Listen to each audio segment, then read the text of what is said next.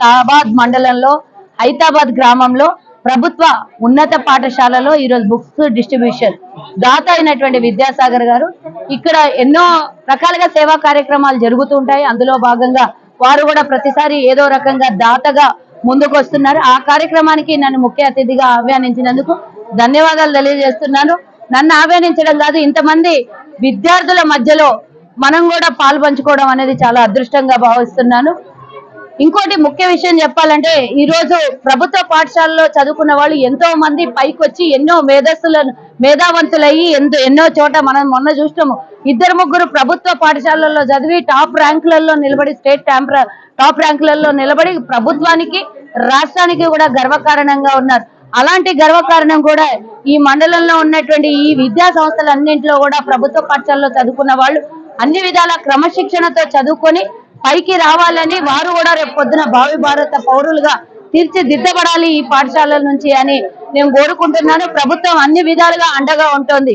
ప్రభుత్వ పాఠశాలలకి ముఖ్యమంత్రి రేవంత్ రెడ్డి గారు అన్ని విధాల అండగా ఉంటాము.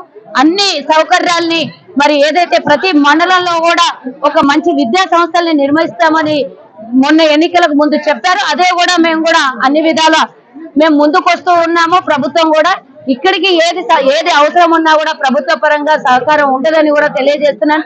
మరి ఇక్కడ విద్యార్థులు 4-5 గ్రామాలలో ఉన్నటువంటి ఈ విద్యా సంస్థని ప్రభుత్వ పాఠశాలగా మార్చి మరి వాళ్ళు ఇచ్చినటువంటి డొనేషన్స్ తో కొంతమంది విద్యాసాగర్ లాంటి వాళ్ళు డొనేషన్స్ ఇచ్చి కలెక్ట్ చేసి విద్యా సంస్థల్ని నిర్మాణం చేసి 4-5 ఊర్లలో ఈ గ్రామీణ ప్రాంతాలలో ఇలాగా ఉన్నత పాఠశాలని ప్రైమరీ పాఠశాలని నిర్మించి మరి ఎంతో మందికి విద్యను అందిస్తున్నటువంటి వీరి దాతృత్వ గుణానికి కూడా ధన్యవాదాలు తెలియజేస్తున్నాను. సుమారుగా 500 మంది విద్యార్థులు ఇక్కడ విద్యని పొందుతున్నారు అని అంటే చాలా సంతోషకరము. నన్ను అడిగితే అయితే ప్రభుత్వ పాఠశాలలో మంచి బోధన ఉండాలి. ఇక్కడ చెప్పేటటువంటి విద్య రేపు పొద్దున భవిష్యత్తుకి మంచి భవిష్యత్తు తీర్చిదిద్దే అవకాశం ఉంటది.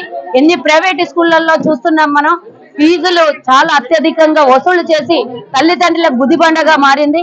కానీ ప్రభుత్వం అన్ని విధాల సౌకర్యాలు ఇస్తున్నందుకు అందరూ కూడా ప్రభుత్వ పాఠశాలను ఎంకరేజ్ చేయాలి. మరి బోధకులు కూడా అన్ని చోట ఉండాలి, కరెక్ట్ గా ఉండాలని మా ప్రభుత్వం ఎంకరేజ్ చేస్తుంది. కాబట్టి అందరూ కూడా ప్రభుత్వ పాఠశాలలో చదువుకుంటే మోమాటం కాదు, ప్రభుత్వ పాఠశాల గర్వంగా ఫీల్ అయ్యేటటువంటి రోజులు రావాలని కూడా నేను కోరుకుంటున్నాను. ఇక్కడ పనిచేస్తున్నటువంటి యాజమాన్యానికి కూడా దయచేసి విన్నవించుకుంటున్నాను, ఈ పిల్లల భవిష్యత్తును మీరు తీర్చిదిద్దే అవకాశం మీ చేతిలో తల్లిదండ్రి పెట్టారు కాబట్టి వాళ్ళని దేశ పౌరులుగా మార్చేటటువంటి అవకాశం మీకు వచ్చింది. For more videos like this, subscribe Big TV channel.